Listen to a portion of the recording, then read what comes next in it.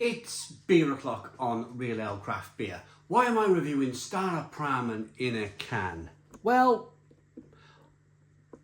it was a situation where I went to a music festival on the weekend, drank my allocation of beers that I was able to take with me in my cooler box full of ice, and I had to run to the shop. And they were only selling these in 4 canned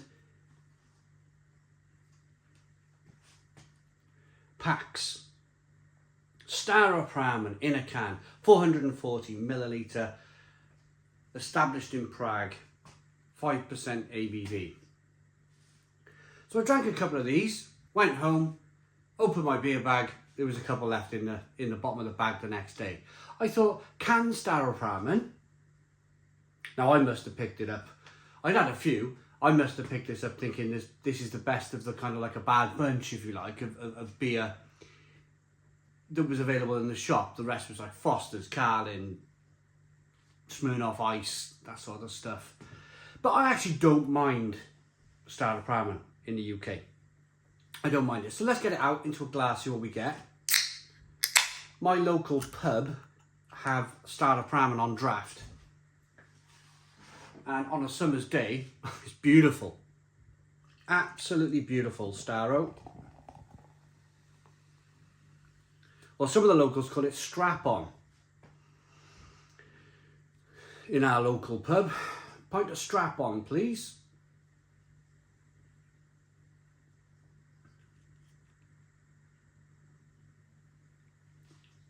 Brewed in the UK. Brewed in the UK for MCBC. Molson Coors Brewing Company, that'll be. The other thing we're going to be reviewing today is a pack of fiery jalapeno and cheese flavoured corn snacks. Cheetos. Let's get into this beer then. Small amounts of carbonation. What I'm looking for here mainly is it tinny? Is there any kind of tinny metallicness coming from the can? Aroma. Golden amber in colour.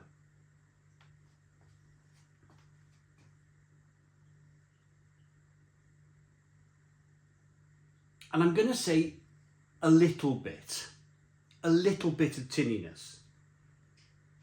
It is, I always find Staropramen a little bit metallic anyway.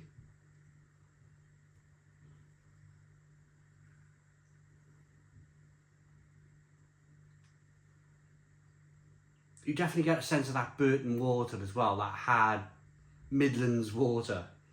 Let's get in. Cheers, everybody.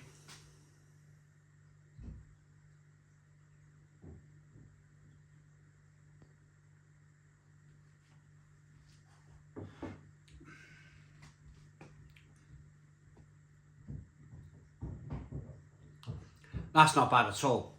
Actually, I quite like that.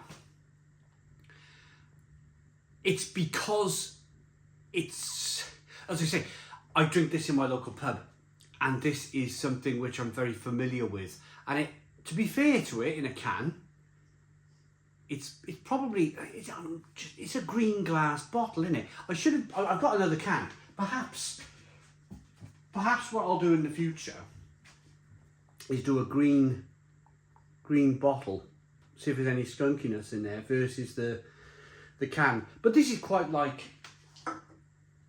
Staropramen in my local pub.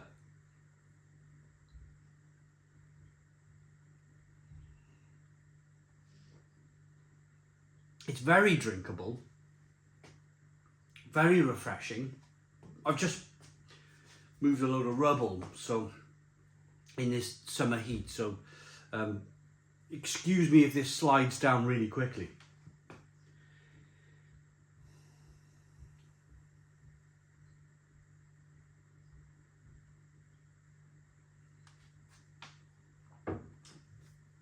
So it starts off, a little bit of carbonation pushes the beer on the inside of the mouth.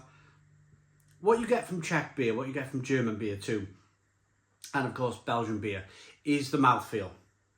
The beers are not ultimately, I know this is brewed in the UK, but this is brewed to a Czech recipe.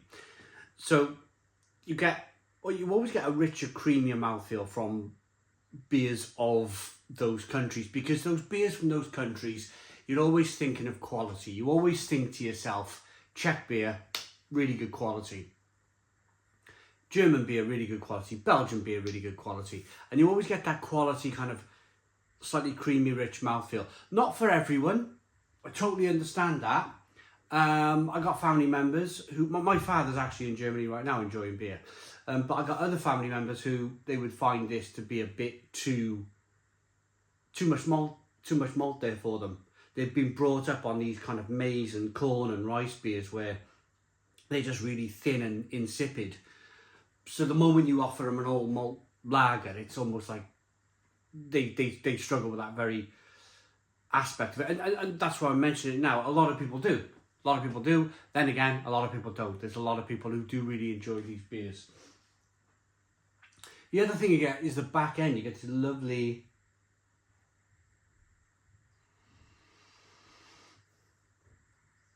Saaz hop, spicy hop finish. The only downside to this is it's a little earthy. You can't get away from that Burton water.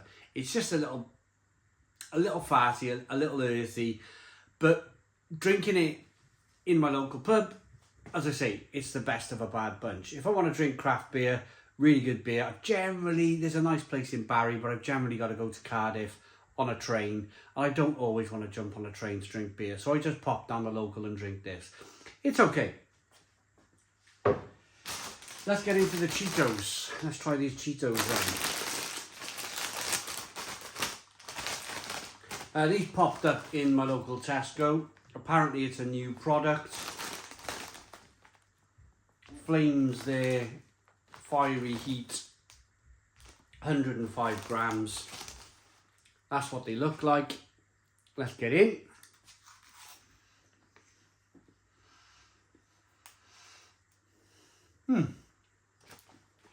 Talking about maize earlier. Oh, blimey, they're hot. Oh, wow. Ooh. Talking about maize earlier on. This is maize. These are maize snacks. So beers are made from these sort of like cheap maize corn products. The sort of your Coronas and your Fosters and your Carlins. Ooh. Ooh. I wasn't expecting that. I really wanted. Oh. They're great. They're fantastic.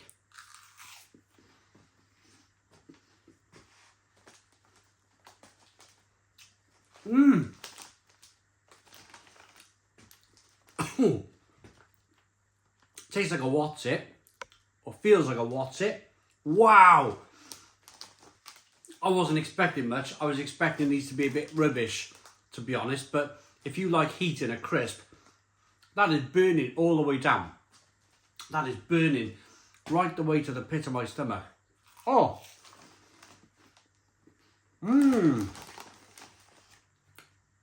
We got one here with loads of flavour on it. Look at that fiery hot cheese flavour.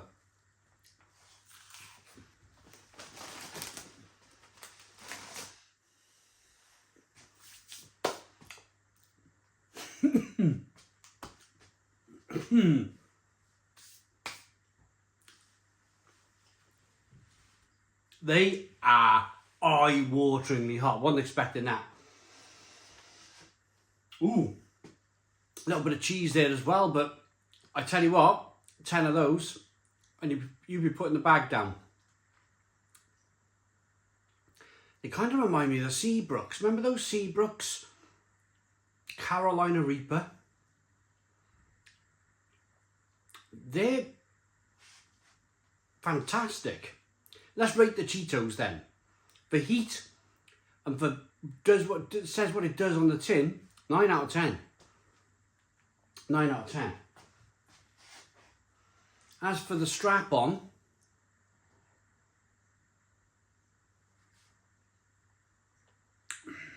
that's pretty good too. I can see why I bought it after a few on the way home from a beer festival. Well, I ran out of beer, so I went to the shop and went back to the beer festival. 7 out of 10. 7 out of 10 for the Staropramen. Thanks for watching. Please put your comments in the comments box. Subscribe to our daily beer and food reviews. Give us a big fat thumbs up. Boom. Cheers.